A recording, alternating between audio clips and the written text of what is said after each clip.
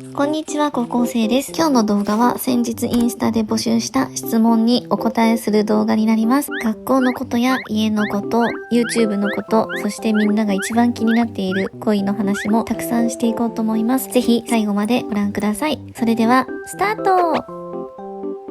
何歳ですか？ 2007 年生まれの16歳です。どこに住んでいますか？日本の愛知県です。名前は何ですか？名前は内緒です。家族は母と私とうさぎのみるちゃんとおもちくんの4人家族です。身長は155で体重は秘密なんですけど50キロ以上あります。お母さんは何の仕事してますか？これいろんな人に聞かれました。母はサラリーマンで上場企業で一般職をしています。業種は建築って言ってました。あとはずっと副業をしていてフリーランスとして前はネイルサロンを家でやってたんですけど今は動画作ってます。母曰くサラリーマンとフリーランスの二足のわらじが一番快適って言ってます。母はめちゃくちゃ働き者でもうずっと何かしら家で働いてます。好きなアニメはありますか？アニメ全く見ないです。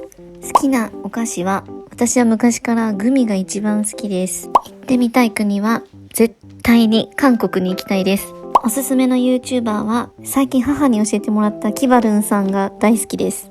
うさぎと暮らし始めたきっかけはこれ話すと長くなるんですけど私が小学校4年の時に学校のうさぎの世話を私のクラスがしていたんですね。である日うさぎ小屋の掃除に行ってうさちゃんの掘った穴の中見たら赤ちゃんがいっぱい生まれてたんですね。いつもはオスとメスを別に飼育してたんですけど掃除の時に一瞬一緒にした隙になんか仲良ししちゃったみたいでうさちゃんの赤ちゃんが大量に生まれてたんですよ。それで赤ちゃんの引き取り手を、生徒の中から選ぼうってことになって欲しい人はじゃんけんしてくださいみたいな。もちろんちゃんと責任を持って帰る人の中からってことでちなみに赤ちゃんもらいたいよってどのぐらいいるかなってなった時にはいって手挙げたの私一人だったんですね。だから絶対私赤ちゃんもらえると思って早速母と掲示会に行って準備してたんですけどでじゃんけんしましょうっていう当日になったらなんと赤ちゃんの数よりも欲しい人の方が3倍ぐらいになっちゃってでそれで私じゃんけん負けちゃってで家にはずっともう何も入ってない空のケージだけがあって寂しいねってことでペットショップに行ってみるちゃんを連れて帰ってきました。MBTI はってこれ性格診断ですよね。私これやったことなくてわからないです。バイト始めた。はい、始めました。夏休みからバイト始めました。今 YouTube の方も収益化できるようになってお金は発生してるんでけど外に出て働くっていう雇われて働くっていう経験をどうしてもやってみたくてそれで母に相談したらいいじゃんやったらって言ってで学校部活バイト YouTube で他にも今文化祭の準備とかいろいろあってめっちゃ忙しいんですけどめちゃくちゃ忙しいっていうのを経験しとくと時間の使い方がすごい上手くなる。で自分のキャパも増えるし余裕も生まれるし余裕っていうか器も広がるからそういう意味で絶対経験した方がいいよって言われてじゃあやってみようと思って始めました。場先は某飲食店です。お小遣いは1ヶ月1万円でそのうちの半分の5000円を携帯代で自分で払っているので残りの5000円がお小遣いです。そもそもなんでお父さんがいないのか。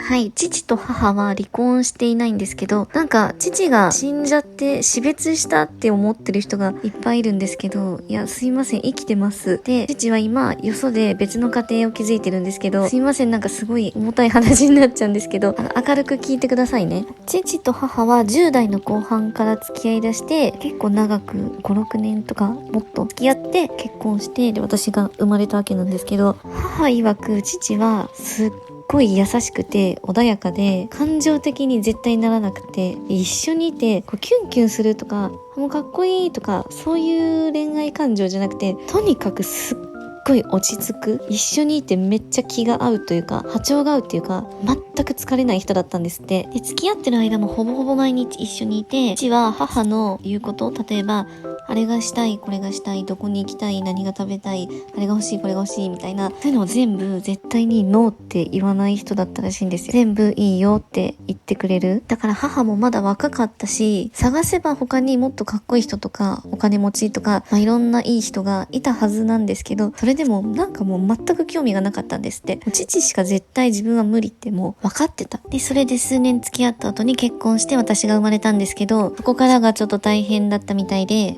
初めての育児で母がだいぶ精神的に参っちゃったらしいんですね。で、母曰くそれはもうみんなほとんどの女性が経験することだって言うんですけど、メンタルのベースがめちゃくちゃ乱れる。それで子供が生まれてすごい幸せなはずなのに、そう思えなくって、すごい辛かったんですって。別に子供が苦手とか育てたくないとかそういう次元の話じゃなくて、とにかくなんかもう精神が不安定になっちゃうんですって。で、そんな時に頼りになるのが誰かって言ったら父しかいないじゃないですか。でも父にはそれが理解ができないことだったようで、でもしょうがないですよね。母は今だからそれはしょうがないことだってわかるみたいなんですけど、でも当時はわかんなくって、自分ばっかりがすごい大変な思いをしてるのに父は全然わかってくれないって思ったらしいんですよ。男女で考え方が違うので、例えば一つ問題が起きた時にでも解決の仕方がただ違うだけなんですけど、母は父がとにかく無関心な人に見えちゃったみたいなんですよ。さっきも話した通り、付き合ってた時に散々甘やかされてきたから、すごいそれが受け入れられなかったんですって。で、母はずっと自分を責めながら生活してたんですって。もっと自分がちゃんとしなきゃとか、父を困らせないようにちゃんとしなきゃって思ったらしいんですけど、でもやっぱり分かってもらえないことに孤独感を抱きつつみたいな。それでどんどん母は部屋に引きこもるようになっちゃったんですって。私を連れて。父の顔を見るともう感情が揺さぶられちゃうから、とにかく感情を揺さぶらないように静かに暮らそうと思ってやったことらしいんですけど、でもそれを見てて父は、なんでそんなことすんのって思うじゃないですか。こうやってどんどん夫婦間の溝が深くなっていって、もう自分じゃ絶対埋められないなって思ってたんですって。父も休みの日にもう黙ってどっかに行ってしまっていなくなっちゃうみたいな、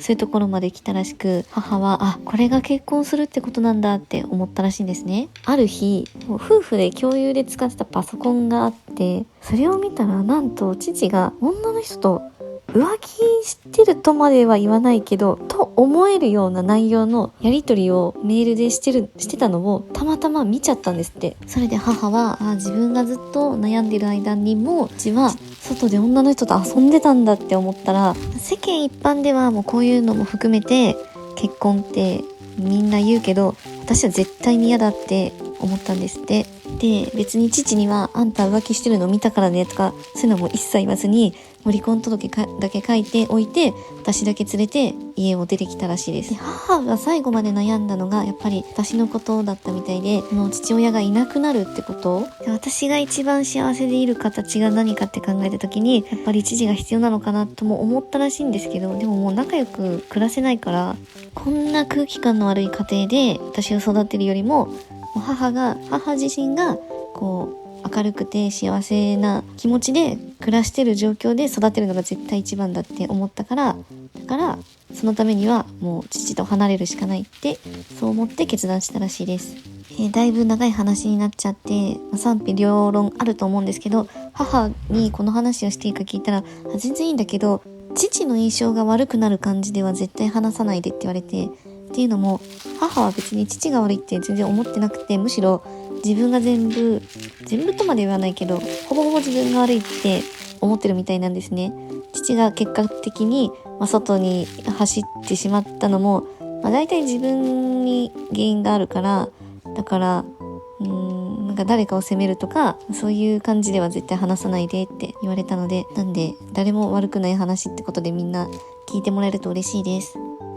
そうで、父は、数年後に再婚して今よそで家庭を築いてるんですけど、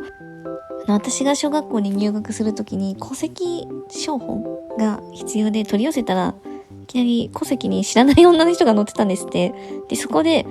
父が再婚したんだってことを知ったらしくて、で、母はその時によかったって思ったんですって。だから自分が未熟なせいで離婚になっちゃって、で別に母だけが悪いわけじゃないんですけど、うまくできなかったっていう母にはなんか自負みたいなのがあって、だから父がその後幸せになってくれないと嫌だなって思ってたんですって。はい、めちゃくちゃ興味深い質問がありました。お父さんに会いたいと思いますか？この質問くれた子も同じぐらいの高校生の男の子で、その子もお父さんがいないらしいんですけど、すごい会いたいって思ってるんだけど、あなたは会いたいと思いますかっていう質問だったんですが、私は全く会いたいと思いません。2歳になる前からいないから、もうなんか何の感情もないんですよね。ごめんなさい、こんなこと言って申し訳ないんですけど、でも母が本当に何不自由なく頑張って今の家庭を築いてくれたおかげで、なんか父に対して何の感情も執着もなく来れたっていう感じですね。兄弟が欲しいと思いますか？これも私は全く思わなくって、むしろ本当に一人っ子でよかったなって思います。っていうのも全部何もかも独り占めできるじゃないですか。だからもし弟とか妹なんかいた日には私は多分いじめてますね。欲しいとしたらお兄ちゃんかお姉ちゃんがいいなって思うんですけど、もうどう考えても無理なんで、それはもう諦めてます。さあ、めちゃくちゃ重たい話をした後は学校についての質問に答えていきたいと思います。高校はどこですか？これは秘密なんですけど、もうどこにでもある普通の公立高校に通ってます。偏差値で言うともうめっちゃ中の中っていう感じのめっちゃ平凡な高校なんですけど、ちょっとね治安が悪めで、生徒の質もピンからキリまでって感じで、本当にいろんな人がいて、中学の時にめちゃくちゃしつけが厳しくって真面目にやってきた方なので、治安が悪いのに戸惑って最初は慣れなかったですね。何部ですか？テニス部です。うちの学校のテニス部は、男子の数が多くて女子が少ないので男女一緒に練習するんですけど、テニス部のね男子、校内のイケメンをみんなかき集めてきましたってぐらいビジュアルのいい人が揃ってるんで、そういう意味でも私入ってよかったなって思ってます。っていうのは冗談で、高校入る前からずっと絶対テニス入りたいって思ってて、で入ったら入ったでやっぱりいろいろ楽しくって、本当に入ってよかったなって思っています。で、さっきも言ったようにイケメンの人が多いので練習を見に来る女子が結構多いんですよ。で、そういう時にそのイケメンの人たちと極力話さないように気をつけてますっていうのも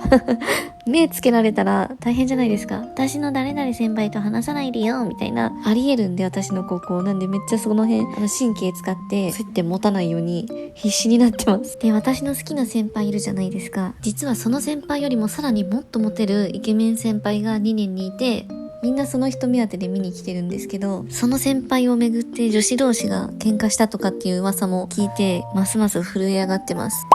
テスト期間中の勉強時間はってことなんですけど、私普段全然勉強しなくてテストの前だけめちゃくちゃやるタイプなんですね。なんで長い時は本当に夜7時ぐらいから始めて朝の5時ぐらいまで10時間ずっとやったりとかもするんですけど、でも本当は勉強っていうのは日々コツコツやるものなので、自分のやり方は正しくないって思ってます。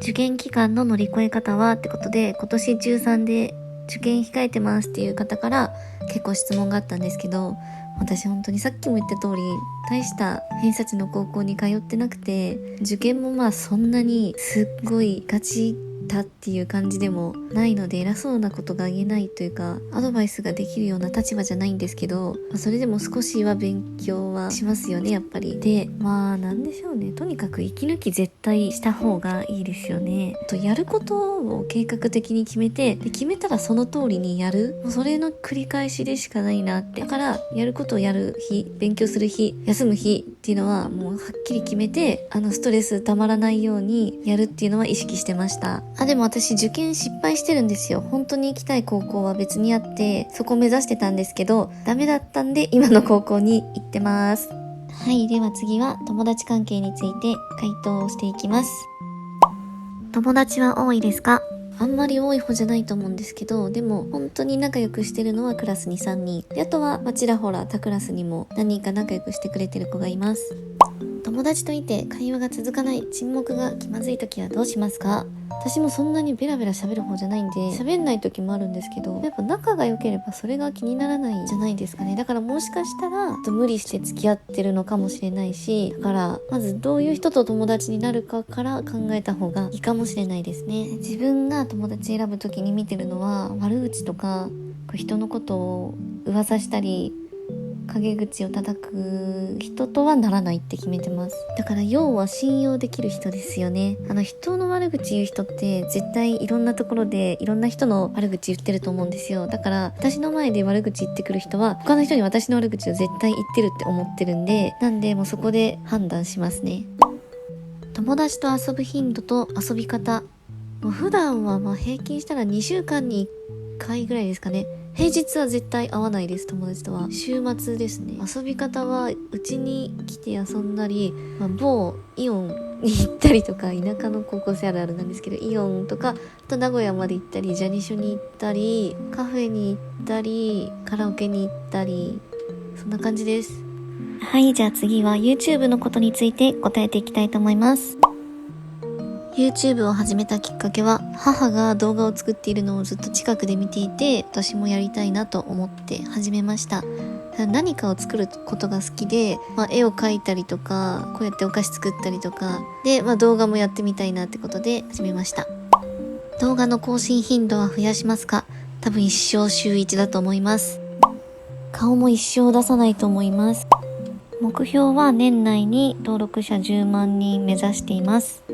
YouTube はお金はどれぐらい儲かるんですか？これもすごい聞かれたんですけど、まだ始めたばかりなので、儲かるよとか儲からないよとか言えるレベルにはないんですけど、最近収益化できて、で、一つモーニングルーティーンの動画が結構見ていただいて、そのおかげで最近の収益は結構たくさんもらえました。でも、継続してたくさんお金稼ごうと思ったら、もっと努力しなきゃいけなくって、例えば今月10万円儲かりました。じゃあ来月は20万です。その次は30万円です。じゃないんですよ。すっごい波があるんですよ。で、私が目標にしている10万人を達成したところで、じゃあ毎月たくさん稼げるかって言ったら、全然それも関係なくって、いかに動画を見てもらうか、それが収益に直結するので、なので一概に儲かりますよとか儲かりませんよは言えないっていう感じです。撮影に使っているカメラと編集ソフトが知りたいです。撮影はソニーの ZV-E10 というデジカメと iPhone を使っています。編集はフィルモラというアプリで編集しています。詳しくまた別の動画でご紹介したいと思います。さあ、クッキーが可愛く焼けました。クッキーを食べながらガールズトークの時間です。好きな男の子のタイプ。はい。背が高くてかっこよくて運動神経が良くて頭が良くて優等生で優しくて頼りになって喋り方がとっても優しい人です。彼氏いたことある？ないです。先輩とどうなった？これが一番今回の質問で多かったんですけど、私の恋の行方を気にしてくださって、また応援してくださって、本当にありがとうございました。多分ですけど、